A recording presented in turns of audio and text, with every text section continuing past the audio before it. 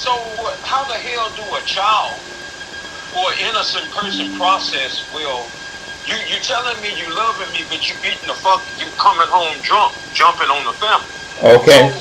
how you gonna tell me you love me when you beat me? And to me that sounds like a okay. I chastise those who I love. I chase those who I love. Okay, a person who have an abusive father do the same thing. I, you know how many people I know, and they like 40 and 50 to this day, and when they get drunk, they they they break down crying. They Okay. say, I never understood. My father used to tell me he loved us, but he used to come home and jump on me and my mama. And Right. when he was jumping on him, he just said, I beat you because I love you. That's like if I told you, Clarence, you like my brother, I love you. Me and you've been friends, but the whole time since me and you've been friends, and me and Vincent been friends, ain't now one of us never put our hands on each other. Never. Okay. I'm feeling what you're saying. I'm you know what I'm saying. Um, let me ask you this. Let me ask you this, Sean. Mm-hmm. Um, if I done you something, let's say if I just this is just me just asking a question. If I done you something wrong, right, and you friends Mm-hmm. with me, but I came and stole your goods, stole something from you, betrayed you. This is just an example. That's all. And what would you in your mind? What would you want to see happen to me? Like, would you want me to be like punished for that or something like that? Would you want me to be punished for it, or what would be your honest answer to that? Like, this is all just hypothetical. Well, honestly, to be off the bat, Uh huh. okay, knowing me and you were friends, Uh huh. I wouldn't want you to get dealt with. I wouldn't want you to get dealt with like somebody that I didn't know on the streets. Oh, okay, But at okay. the same time, I would be very disappointed and angry. Be like, well, Clarence supposed to be my brother, but at the same time, I would still want justice in that situation, though. You still would want justice, right?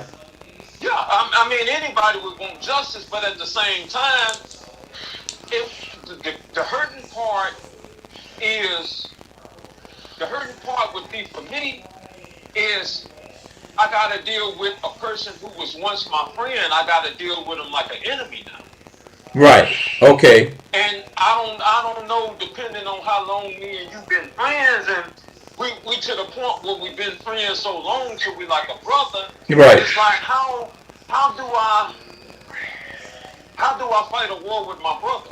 It'll actually confuse me, but I'll be like mad. It'll be like mixed emotions. I'll be Yeah, mixed mad, and motion. I say, well, Yeah, I understand what you're saying. You explained it very well. It's like you would have mixed emotions yeah, because it'll be hurtful. Yeah, I can understand what you're saying. Yeah, it really would be very hurtful or whatever. But you still would want me to be punished for that in overall, right? I would actually, I would say, I would want you to feel the pain I felt. Oh, Now, okay. how about now the way you would feel that pain? I don't know. Oh, I okay. mean, in a sense, I would hope about us being cool so long, because we've been friends too long for me to just try to fight. I'd be like, man, I can't put my hands on Clarence. Clarence been my friend too long, to like a brother, but at the same time, I would want, I would, in a way, I would want justice to be served.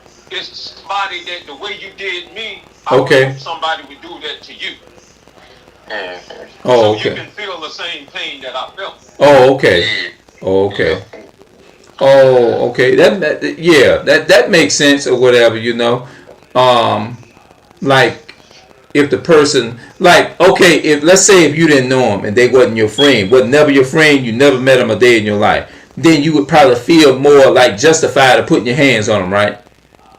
Yeah, in a sense, I would feel more like, because I have said to say, and not saying that I don't have sympathy and mercy and courtesy for people I don't know. But at the same time, I wouldn't, well, I didn't know that person. So if we get in, first I would confront them right. But if it led to where it got hostile, I wouldn't feel bad if we made physical contact, because the thing about it, we never established a friendship from it. Oh, okay. That makes a lot of sense then. Oh, okay. So I guess basically what I'm learning from this here is that people say, okay, a merciful God, right? I guess a merciful God, like if he's so merciful, why don't he like it's like saying I can't see God if the people enslaved our people, right?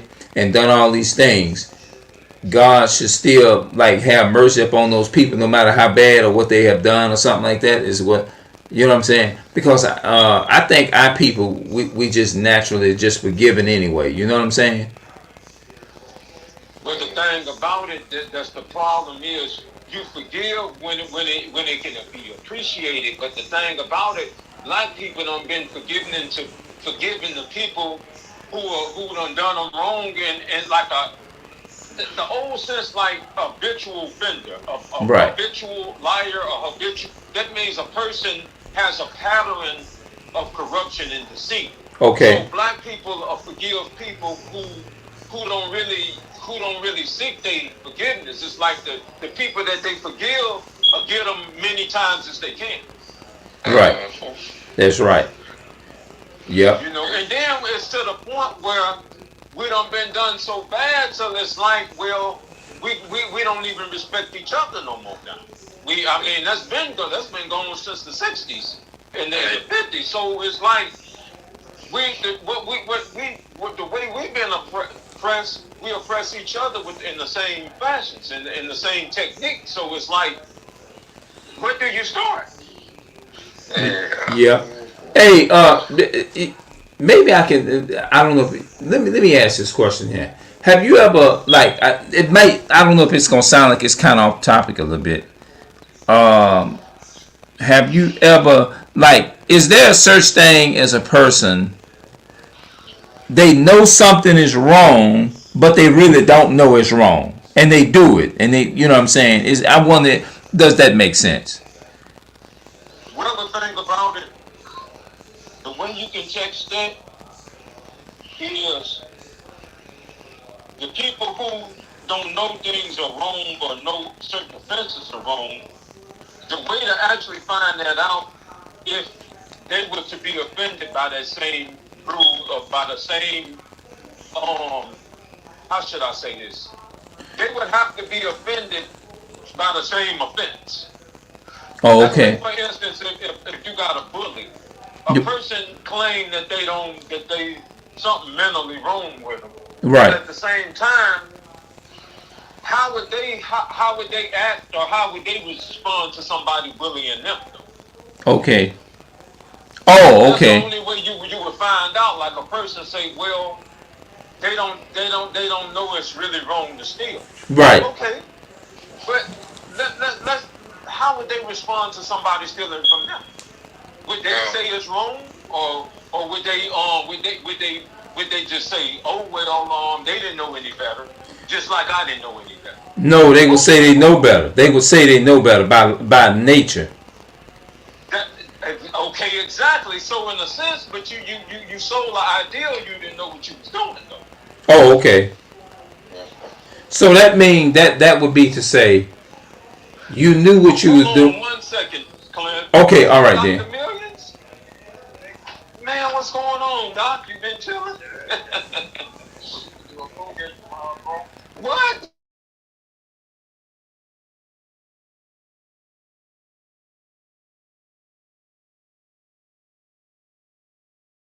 Sir, man. We're gonna get together, man. All right, it's good seeing you, my brother. All right. Yeah, I'm back. That's like a professor, like a guy that I know, real good people. They call him Dr. Millions. Oh, okay. Real good brother. Oh, okay. and he really, man, he like a teacher, man, and he's so amazing with kids. Like a lot of, I mean, Okay. he really take up time with the kids he teach as if they were his son or his little brother or his nephew or something. Man. Oh, that's Really good. awesome, man. That sounds like a good brother. The way you explain it, it sounds like a good brother. Uh huh. Yep. Yep. The way you saying it sounds like a good brother. How long you been knowing him? I've been knowing him about a year and a half now. Oh, okay. Okay. Okay. Uh-huh. All right. Okay. Actually, it's strange because how we met or whatever. Uh-huh. I was walking and he stopped me. He was looking for a school because he had just got a new job to go teach at a school. Oh, okay. Uh huh. Oh, okay. Well, that's good. It bring back in the day when I had met you. You know what I'm saying? And I think you was like 19 or something like that. You know what I think it was either by I'm trying to remember, did we meet through Mr. Larry or you remember Knucklehead's grandfather named Mr. Larry? Yeah. That died? Yep. I'm trying to remember, or did we meet through what was the you remember the lady I went to school with her daughter, but her name was Miss Joanne. Yeah. Okay, I know you're talking about LaQuisha. Yeah, I'm trying to remember how me and you met, but it's like when we met. I met you. You was walking, and I think I had my bicycle, and it was Brandon. I think introduced me to you. I believe. Okay, Knucklehead. Yeah, he introduced me to you. Yeah. That's where that happened, and I think you was 19. I remember I was young. I think you was what. I wonder how. Well, you know. I was 26. 26. Okay. Uh huh. You know, I just made 42, huh? No, I didn't know that. Guess when, Clarence, you went. Guess when my birthday was, y'all. When? Oh yeah. It was Friday the 13th, October the 13th.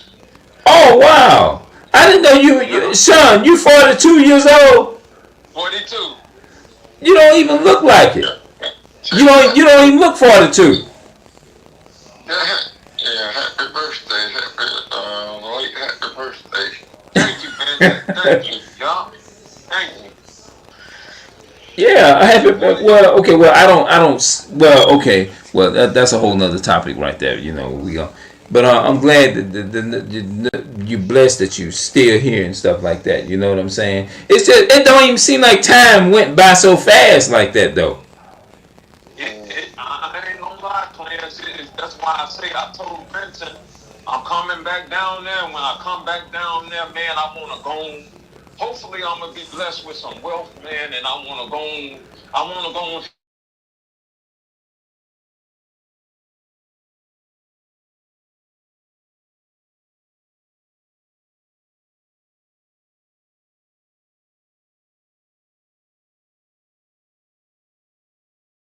Like I said, it's all prophecy that would happen over in Israel over there.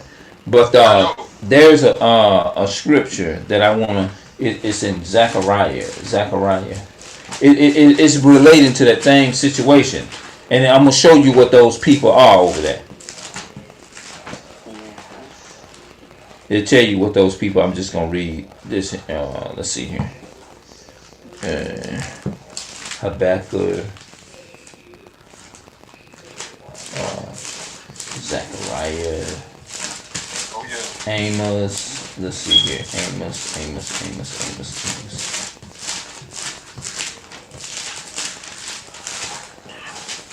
Let's see here. Zechariah. Okay, I think I'm getting close to it. Let's see here. Oh, here we go.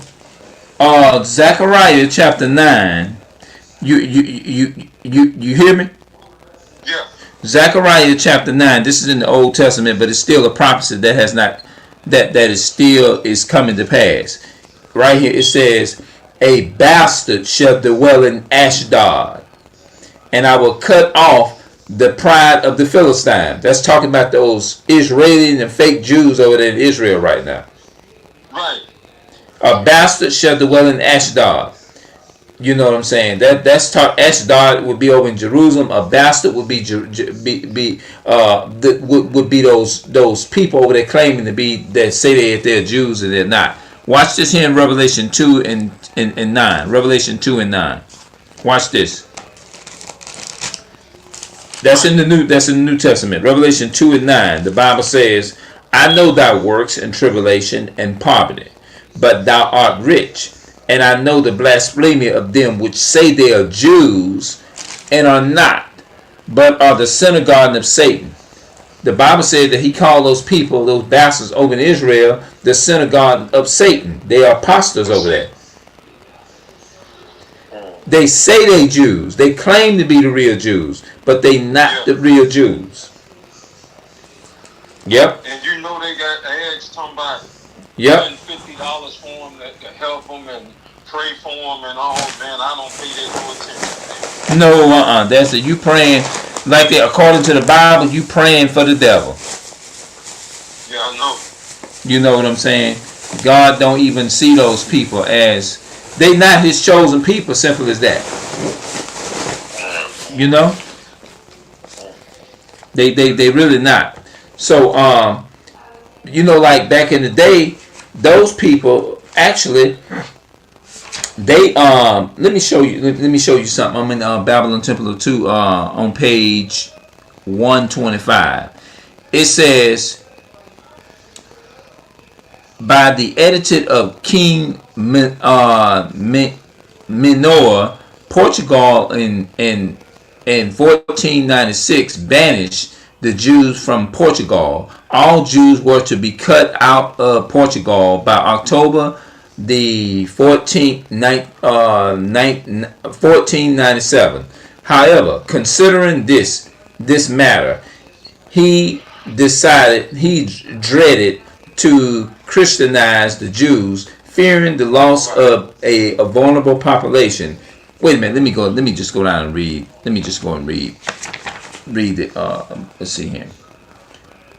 And others they threw them up on walls, and others. Okay, wait. Let's see. The latter did not obey their instructions too closely. Frequently seized young people of both sexes up to the age of 20. In many cases, parents smothered their offspring in their farewell embrace. In others they threw unto the walls, and in order to save them from the disgrace of apostasy, and then killed themselves. Sometimes even of old men were dragged to the churches and forcibly baptized by overzealous fanatics.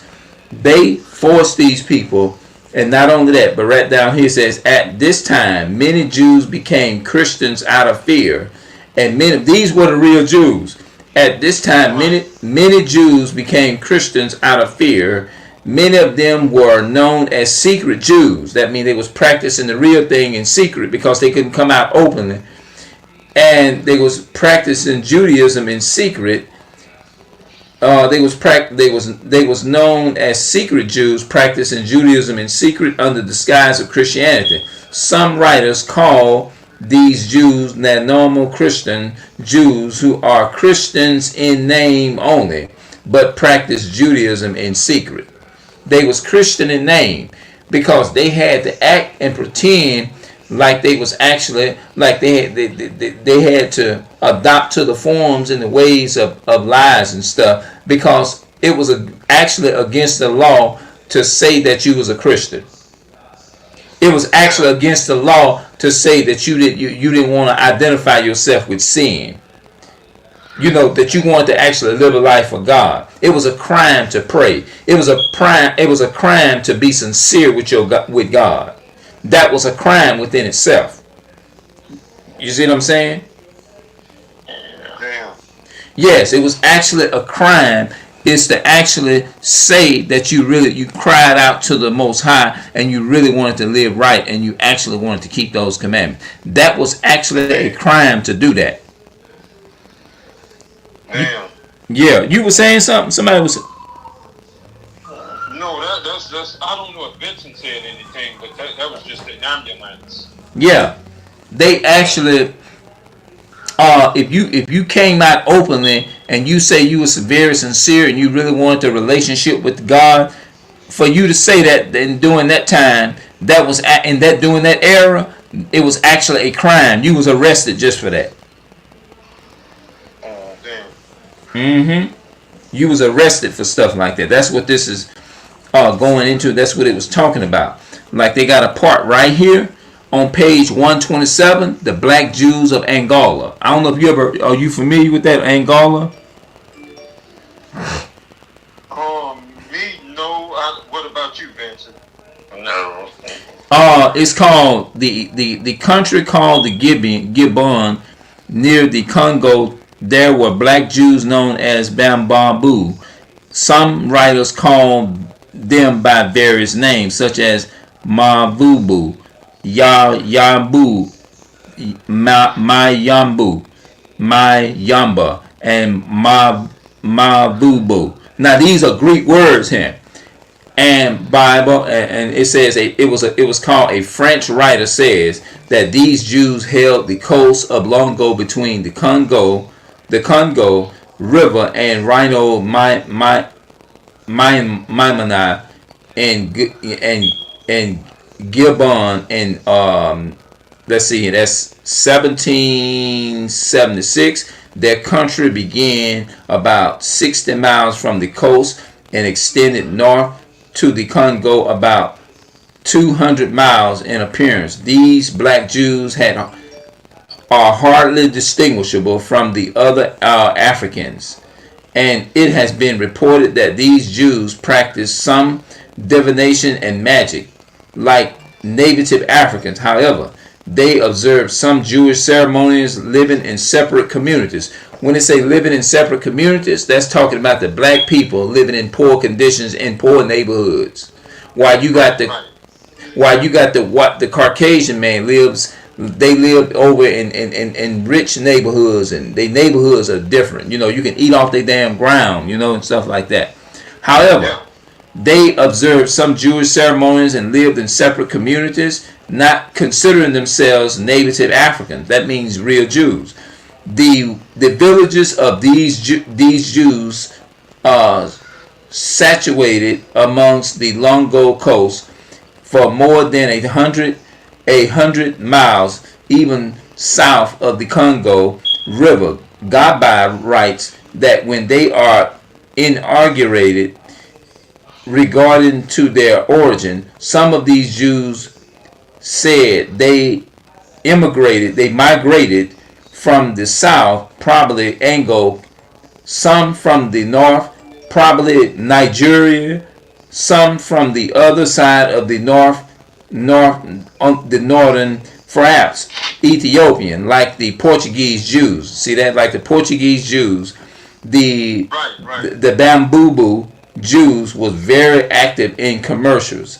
When David Livingstone was in Africa, he discovered a settlement of educated blacks about the year 1847.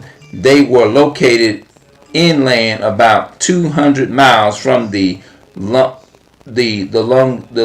coast and are known as the Jews of Angola. These black Jews were active in commercials, eager to learn, and possessed much knowledge of Portuguese history and law. In their commercial enterprise, these Jews penetrated in the land hundreds of miles from the coast and were known also as clerks and writers. They was talking about how smart they were. You see what I'm saying? Those Jews that lived in them other islands and stuff. Hold on 1 second. Hold on 1 second. Let me answer this. All right. I'll stay on the line. All right.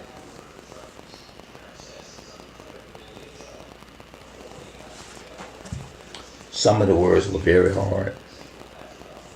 Hello? Oh, okay. You still on the line, huh? Yeah, yeah. Okay.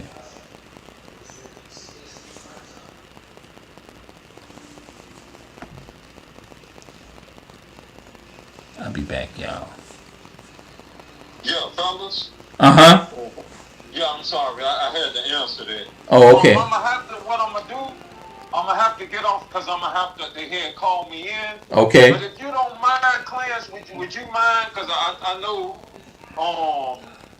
I was gonna say. Okay. Would you mind swapping phone numbers with Vincent? Like, Oh yeah, I definitely will. Talk sometime. Oh yeah, I do that. Okay. Yeah, I do that. I definitely would do that. Yo, yeah.